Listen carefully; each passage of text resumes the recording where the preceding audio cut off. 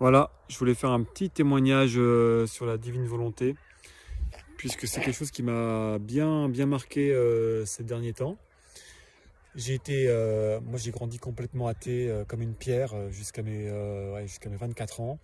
Et ensuite je suis devenu catholique à travers une guérison que j'ai eue au pied. J'avais un problème de peau, puis je suis tombé par hasard sur un Nouveau Testament, et en lisant le Nouveau Testament, j'ai vu que Jésus guérissait beaucoup les gens. Et je me suis dit, bah, tiens, je vais essayer de prier. Et en priant tout seul dans ma chambre, j'ai eu quelque chose qui est tombé dans mon pied. Et je me suis dit, c'est pas possible, qu'est-ce qui m'arrive? Et en fait, j'ai été guéri, vraiment d'une manière spontanée. Et donc, du coup, ça m'a ouvert les portes de la foi à ce moment-là. Et je suis devenu catholique après, en découvrant tous les miracles, Fatima et Lourdes et toutes ces choses, le Saint-Suaire, ça m'a beaucoup aidé.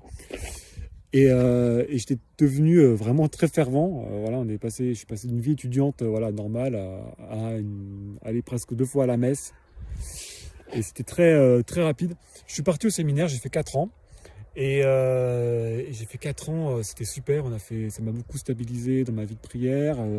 J'ai eu des cours géniaux, c'était vraiment la joie. Mais vraiment tous les jours, on apprenait des trucs, mais c'était incroyable. Et moi, j'avais qu'une seule envie, c'est de trouver le moyen de sauver les âmes et de prier de plus en plus, en fait. De prier de plus en plus, tous les jours, à chaque instant. Et j'avançais vers ça, chaque année qui passait, je me suis dit comment on fait pour vraiment tout le temps être en Dieu sans arrêt. Et j'ai trouvé le pèlerin russe, et j'ai fait la prière de Jésus, et je comptais la prière de Jésus tous les jours. Voilà, 2000, 3000, 4000, j'avais une application, et c'était très fort. Mais je me suis dit, purée, mais Benjamin, plus tu avances, plus tu vois que il y a un truc qui va pas. Il y a un truc qui va pas, je sentais qu'il fallait pas rester au séminaire. C'était très curieux. Plus je devenais fervent, plus je me disais, purée, mais il faut que je parte. J'ai plus rien à faire ici. Et effectivement, je suis parti. Même les pères voyaient bien que ça n'allait pas vraiment. Et c'était très curieux. Je me suis dit, bon, bah voilà, qu'est-ce que je vais faire? Et je me suis dit, tiens, on va faire un tour en Suisse, voir des amis. Et je suis parti là-bas et je cherchais une messe. Je ne trouvais pas de messe. Et finalement, je me suis rendu compte qu'il y avait une communauté pas trop loin d'où j'étais, qui s'appelle Eucharistein. Et je suis allé là-bas. Et j'ai été à la messe à midi. Et à la fin de la messe, il y a le père Butet, c'était le chef à l'époque de Eucharistein, qui vient et qui me dit, mais écoute Benjamin, Dieu il s'en fiche que tu sois prêtre ou pas. L'important c'est ce qu'il veut, c'est toi. Toi. Ok, bon, d'accord. Et il m'a dit, bah reste un coup, voilà, reste une semaine. Et je suis resté, parce que bon, j'avais pas vraiment de plan, voilà. Et c'était marrant. Je tombe sur un mec, un Belge, qui m'a repéré tout de suite, et puis il m'a parlé, il m'a dit un jour, viens, faut qu'on parle. Je dis bon, qu'est-ce qu'il veut quoi? On peut se dire bonjour, mais pourquoi il me dit ça? Faut qu'on parle.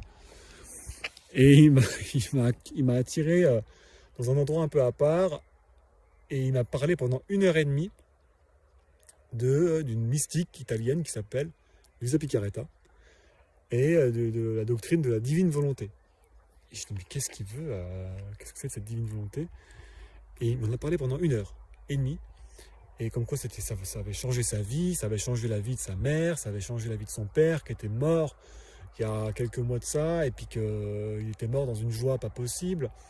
Je me dis, purée, mais qu'est-ce qu'il veut quoi? Et puis il me dit qu'il faut absolument que je m'intéresse à ça. Et bon. Et ce qui me troublait beaucoup, c'est que cette personne avait une paix qui était très déroutante.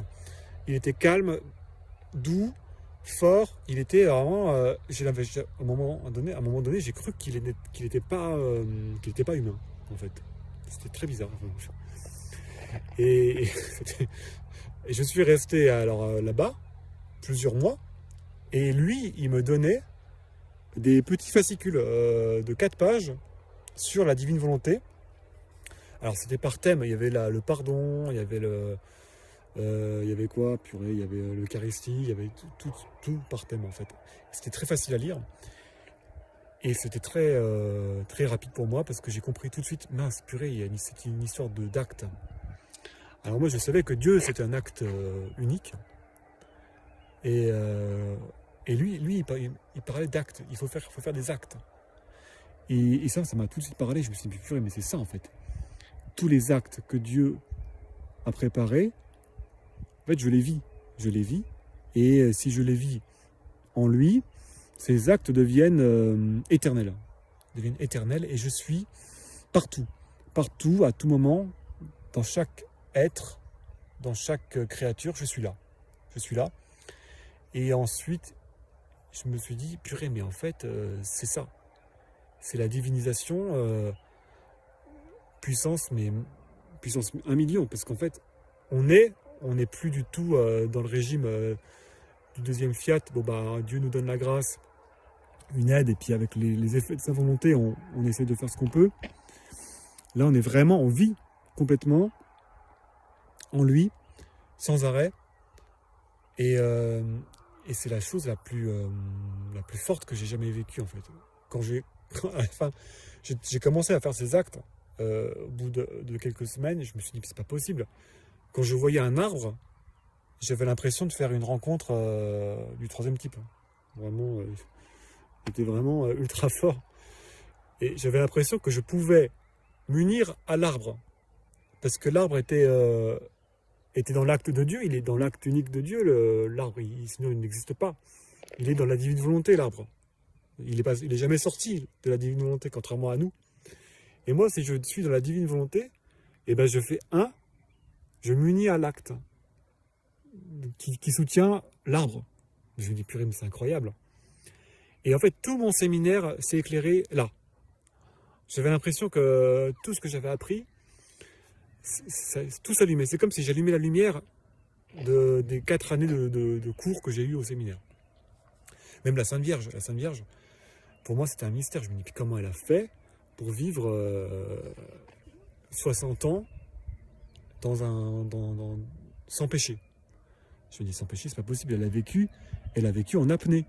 C'était une apnée, voilà, de 60 ans. Je dis, mais comment on fait? C'est pas possible. Elle n'est pas humaine. C'est pas possible. Et j'ai compris maintenant. En fait, c'était elle qui respirait le plus.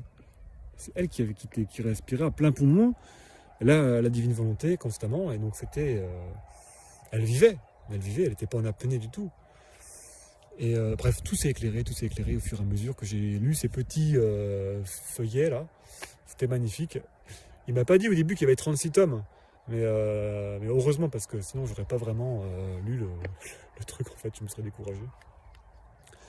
Donc c'était vraiment très fort et j'ai vécu là-bas 6 mois, 7 mois. Et après j'ai trouvé un boulot. Bon, moi je suis ingénieur d'origine, mais je me suis dit, bon bah en fait je m'en fiche, il faut que je trouve un moyen de rentrer le plus vite possible dans la divine volonté. Et je suis devenu en fait vigneron, voilà, je suis en Allemagne. Donc donc c'était vraiment, j'ai des trucs très forts qui se passent dans les vignes, c'est très fort, ça me prend d'une manière extrêmement intense. Donc voilà, j'étais très content de vous partager ce petit moment avec vous sur la divine volonté. Et je peux vous dire que celui qui découvre ça, il est vraiment, c'est qu'il a été préparé depuis assez longtemps. Et je peux vous dire que tous les tomes, je veux dire le premier tome pour moi ça correspond à mes 4 années de séminaire. Donc c'est vraiment le premier tome, c'était vraiment la préparation à accéder, enfin c'est le prix à payer comme dit Père Duthène pour la divine volonté. Mais après tout ce qui vient après c'est vraiment, moi j'ai jamais lu ça au séminaire, hein. Pourtant j'ai lu des trucs, on nous a fait lire des bouquins sur les carmes, on a fait Saint Jean de la Croix, on a fait les Pères du désert, mais là j'ai jamais lu un truc comme ça, c'est très très fort, c'est ça va vraiment au fond de l'être, au fond de l'être, au fond de créatures. C'est vraiment, vous ne pouvez pas trouver autre chose ailleurs qui puisse vous emmener aussi loin. Je crois pas. Mais non, c'est pas possible. Donc voilà. Donc merci de m'avoir écouté. À bientôt.